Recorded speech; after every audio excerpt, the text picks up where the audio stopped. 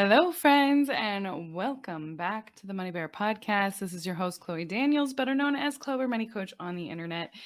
And today is the quick tip episode. And in these episodes, I like to give you guys a little life update. And then I also give you a quick money tip that you can use immediately and start impacting your finances, like using it, tools, right? Today, for the money tip, we're going to talk about what is the difference between a traditional IRA and a Roth IRA. That's something that a lot of folks get confused on. So we're going to break it down. But first, for the life update. For the life update, I was in San Francisco this last weekend visiting a friend who I have known since 2013, I believe, 2013 or 2014. And we met when I was teaching English in China. She was from Ireland, also there teaching English in China. And we kind of became like trauma bonded from some really bad experiences that we had. And we just kind of learned and grew together throughout our experiences in China. And she's one of the few people that I not only kept in touch with, but make an effort to see every couple of years. I mean, as often as possible. She to me is like my platonic soulmate, the person who I don't have to wear a mask around, not the COVID mask, the philosophical personality mask. And yeah, it was really good to see her in San Francisco for a weekend. We really, these days when it comes to travel, I'm so lazy. Like, I'm not trying to spend 8 hours a day walking around and like sightseeing and doing all of that stuff. I'd rather get in a full 8 hours of sleep, have a slow morning, and then go do 1 to 2 things and then have good food throughout the day. Like, that's my idea of good travel and slow travel. And that's really what we did this weekend. And it was cool because there were parts of San Francisco I hadn't seen before. And we got really lucky and there was sunshine the entire weekend. So definitely enjoyed that. It was nice. And then coming back to Illinois, the weather has been better. I'm sure the weather will change again because it's Illinois. But we've got blue skies today. And yeah, besides that, I have booked my short term slash midterm rental in San Diego. So I have decided to go to San Diego on road trip 2.0, taking my dog and taking my cat, packing up the Prius, driving on out there and staying in San Diego for 3 months. So that will give me the opportunity to see if I really do love it, if spending double, almost triple what I'm used to spending on just general cost of living stuff is worth it to me or not. And if it's not at the end of that 3 month stay, then I will probably head to Tucson next and do the same thing. But if at the end of that 3 month stay, I'm like, yes, this is where I'm meant to be. Let's make it happen. Then I will make it happen and I will start apartment hunting. So we'll see how that goes. I'm excited. I'm also a little bit sad just because my boyfriend is here, which, by the way, we revealed my boyfriend on Instagram this week. So if you didn't see that, make sure you're following Clo Bare Money Coach on Instagram because he will be showing up in stories now. But my boyfriend's here. He's about 2.5 hours north. And it's sad to move across the country and leave him. But it's also been really nice being home for a little while. Like, I've really enjoyed just being able to spend time with people that I love and feel kind of that slower pace of living. Even though things have been really busy work-wise, it's just been nice to be surrounded by people, especially after, a year of traveling alone, essentially. So yeah, I have mixed feelings about it. I'm mostly excited about it, but there is a little bit of sadness attached too. But I am so ready to find my place and settle down in that place, wherever that place ends up being. Wish me luck. We'll see. I'll definitely have some meetups once I land in San Francisco because I'll need to make some friends. So we'll see how that goes. Anyway, on to the money tip episode portion. But before we do, friendly reminder, if you like these episodes, if you're listening, we had 1,000 downloads last week. But I noticed we don't have 1,000 reviews, guys. We don't. So do me a favor, take 2 seconds, go rate, review, and subscribe. It means the world to me. I love seeing the reviews come in, and I'm just appreciative to have you guys here. So, anyway, let's get started to the money tip. All right, this week we are talking about a traditional IRA versus a Roth IRA. But in order for us to talk about a traditional IRA versus a Roth IRA, we first have to talk about what the heck an IRA is, also called IRA, also known as Individual Retirement Arrangement by the IRS, but more commonly referred to as the Individual Retirement Account. Now, account is the key word there. A lot of folks think that since they have an IRA, a traditional or a Roth IRA, they are invested. They think that just because they have that account, they're invested. And that is not true. Just because you have the account doesn't mean that you have actually done the work and gone through and picked investments. You've got to do the three to four step process. You open the account online, you connect your bank account, you transfer money into the account, and then when that money becomes available, then you use that money inside of the account to buy investments. If you don't do that last step, you are not invested.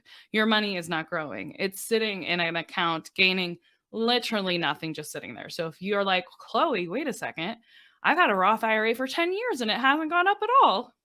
It's probably because you're not invested. It's not even probably, it's definitely you're not invested. So do that first. Make sure. But in terms of what an IRA is, essentially, it's a retirement account. It's a tax advantaged account for your retirement.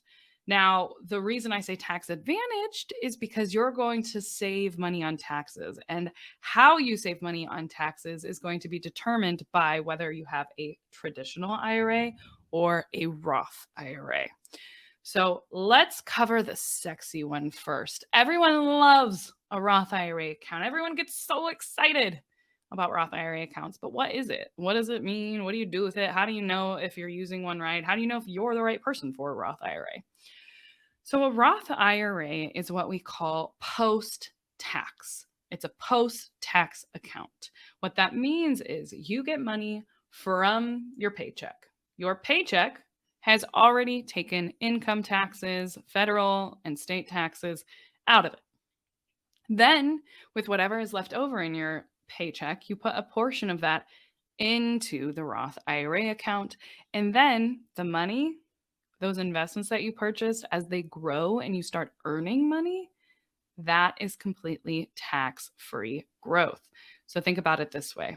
Let's say you put in $1,000 into a Roth IRA, and over the course of 10 years, it grows to $10,000. You have $1,000 of contributions, and you have $9,000 of earnings that you can access at 59 and a half years old, completely tax-free. But your contributions in a Roth IRA, meaning the money that you put into the account, you can access at any time. For your earnings and your dividends, those capital gains, all that good stuff, that you can't access until you're 59 and a half years old, because remember, these are retirement accounts. They want you, they being the IRS, they being our federal government, they want you to use these accounts for retirement. So that's why it's locked away. It may change in terms of when you can access it by the time we get to retirement, but right now the age is 59 and a half years old. Now, if you access your money, those earnings before 59 and a half years old, you're going to get charged not only taxes, but you'll also get charged a 10% penalty. We don't want to do that. So likely, if you're using an IRA account, you're going to want to wait until you're 59 and a half years old to access any of your earnings. Now, there are things that you can do to get around that requirement. Like, for example, there are hardship withdrawals. There are provisions that allow you to borrow money for a house. There's provisions to allow you to pay for a portion of education and things along those lines. Those are all available at the IRS.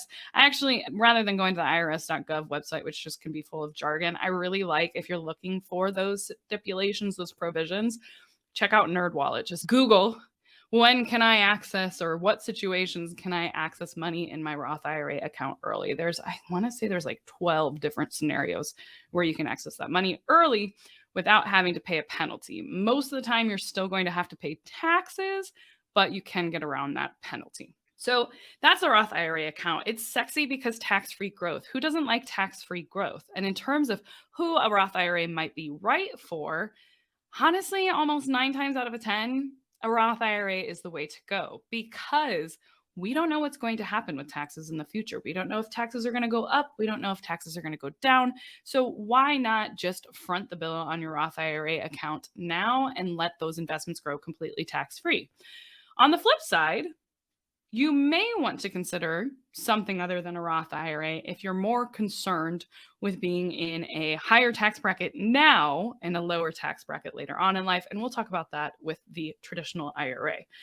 So, with that Roth IRA, like I said, the times that it makes the most sense is if you want to handle your tax bill now. So, if you are just at the beginning of your career and you're going to earn more and more money and you think you're going to be in a higher tax bracket in retirement, the Roth IRA is going to make more sense. If you think, heck, I don't know what's going to happen in retirement, I could be in a higher tax bracket or not, the Roth IRA may make sense. Or you may decide to do a combination of a Roth and a traditional.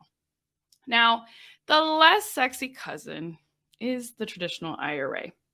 The traditional IRA is complicated because the earnings will always be tax deferred, but a portion, the things that you put in to the traditional IRA may be tax deductible or they may not be tax deductible. It all depends on if you have a workplace qualified retirement plan like a 401k or a 403b or a TSP 457. There's a bunch of different types. If you do, you are subject to an income limit in terms of what is tax deductible for you. And the income limit, I can't remember. I want to say it's around 70 grand. But if you make above that, your contributions to a traditional IRA are not going to be tax deductible if you also have a qualified retirement plan through your workplace. So almost immediately, a lot of folks are not going to be able to get a tax deferral or a tax deduction on their contributions to the traditional IRA. Now, here's where it may make more sense for you. Let's say you do not have a retirement account through your workplace. You don't have one of those qualified retirement account things. Then you don't have an income limit. You don't have an income cap on what can be deductible for your traditional IRA. So that traditional IRA, whatever you put into it, is going to reduce the amount of income that you made in the year that you contributed to it by whatever you contributed to it. So let's say you made $90,000, you contributed $6,000 to your traditional IRA and it's deductible. Well, instead of paying taxes on $90,000, you're only going to pay taxes on $84,000. So that can be something that is appealing for high income earners, especially if they don't have those workplace plans. And it can also be a benefit if you are under that income cap and you do have a workplace plan. So it will reduce your taxes if it's deductible. If it's not deductible, let's say you're a high income earner and you have a qualified retirement account through your workplace, well, I'm sorry to tell you, you're not going to be able to deduct what you put into your traditional IRA. Instead, all the money that you put into the traditional IRA is post-tax, just like the Roth IRA, but then your contributions in there, they grow tax deferred, not tax-free like what you get with the Roth IRA. So that money that you put in there, that $6,000, it turns into $16,000. Well, that $10,000 that you earned, you're going to have to pay taxes on in retirement, and it's going to be taxed as ordinary income, which is the highest tax bracket there can be. So that's the traditional IRA. Like I said, it's not as sexy. It's not a great account other than it will defer your taxes down the line and that you may get a deduction if you are in a certain demographic. It's more complicated, right, guys? You're probably listening and you're like, wait, so deductible versus non-deductible. I have all of this available as well on my blog, clobare.com. You can just search for retirement accounts, and I have entire posts breaking this down for you in writing so that you can refer to that too. But yeah, it gets more complicated and you don't get that tax-free growth. It's not as fun. And even if you contribute to a traditional IRA, which I do, and I don't get a deduction for it, you have to keep track of that paperwork to make sure that when you pull that money out in retirement, you're never getting double taxed. Because remember, if the IRA is not deductible and you put $6,000 of your money in, that's post-tax, right? You don't want to pay that taxes on that money that you have already paid taxes on again in retirement. So you do need to keep paperwork on this traditional IRA to make sure that you're not going to be double taxed in retirement. So that's the major differences. With the traditional IRA, all of the money that is in a traditional IRA, including the contributions, you cannot access until you're 59 and a half years old. So that Roth IRA, not only is it that sexy tax-free growth, but you can also access those contributions at any time. You don't get that with the traditional IRA. You cannot access it until you're 59 and a half years old. Now, those 12-ish situations that we're talking about earlier where you can, there's some leeway, there's some provisions that allow you to access it without paying a penalty.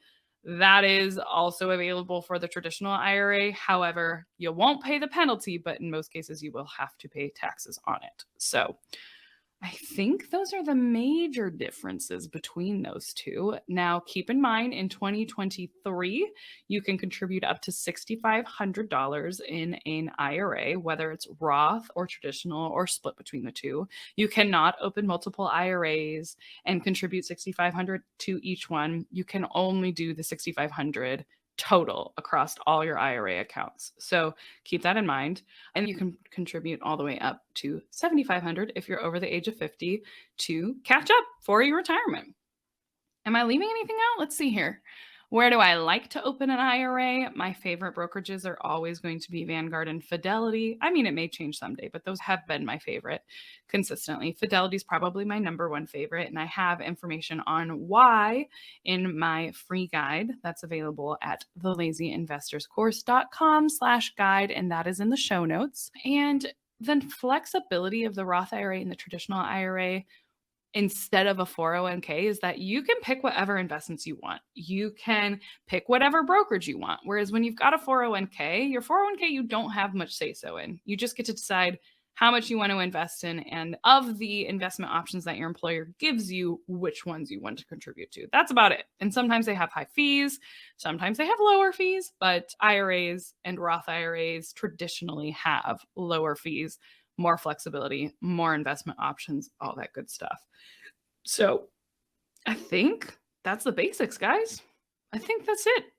So I hope that helps. I hope that gives you a better understanding. Like I said, in a lot of cases, Roth makes the most sense. And in fact, one of the things actually I forgot to mention is for a Roth IRA, you do have to make below the income limit now to be able to contribute directly to a Roth IRA. And the income limit is based off of your modified adjusted gross income. The IRS has a calculation on their website to help you figure out what that is for yourself. Like you can do it's got a little table and it'll show you how to calculate that for your tax year. But if you are single and you're a single filer, you have to have a modified adjusted gross income of under $153,000. If you are married filing jointly, you have to have a modified adjusted gross income of $228,000. So if you're above that, you can't contribute directly to a Roth IRA. You have to go through a backdoor Roth, but that is much more complicated. So we will save that for another episode. So yeah, I think that's it. Almost forgot the income limit stuff. One of the things that I'm actually working on right now and know I need to do, I've just been so lazy, is I have a significant amount of money in a rollover IRA, which is traditional. And I also have a significant amount of money in a traditional IRA. In order for me to be able to do a backdoor Roth, which I would like to do so that I can start contributing and doing a backdoor Roth every year, in order to do that, I would have to roll all of that into my solo 401k. And I'm not entirely sure if I want to do that. I need to run the math on it only because my traditional or my solo 401k, there are fees. So I don't think they're significant fees. I'll have to check my statement. I want to say the fees that I'm paying are like 0.5%, which I would think the tax savings are going to be way more significant if I just decide to start doing Roth. But the other option is I could just do a portion of my solo 401k as Roth income. So that's an option too. We'll see. I need to figure my life out. Things have been busy. I haven't even been able to manage my own finances, but that's the thing. These are high class problems to have, as my friend and life mentor, Saya Hillman, says. Deciding how to optimize your taxes, deciding how to best organize things is a good problem to have. Whereas when we're dealing with just like, will I be able to retire someday? That's a much more stressful and concerning problem than how do I pay as little in taxes as I possibly can? Which, I mean, to be fair, could be questionable in ethics, but I do think that as long as you're paying your fair share of taxes, there's nothing wrong with making sure you are legally managing your tax burden. So, anyway, I hope that was helpful for you, but let me know what questions you have by leaving us a review. Oh, that was an evil laugh. And yeah, I hope that helped. And we've got tons of free resources down in the show notes. We've got our terms and conditions down in the show notes. Be sure to check that out because, as always, even though this is a finance podcast, this is all my opinion. This is all entertainment. This is all education only. We are not out here giving financial advice to folks we don't know. We don't do that. We don't give financial advice. We give financial education. So I hope this all helps, and I will see you all next week. Bye-bye.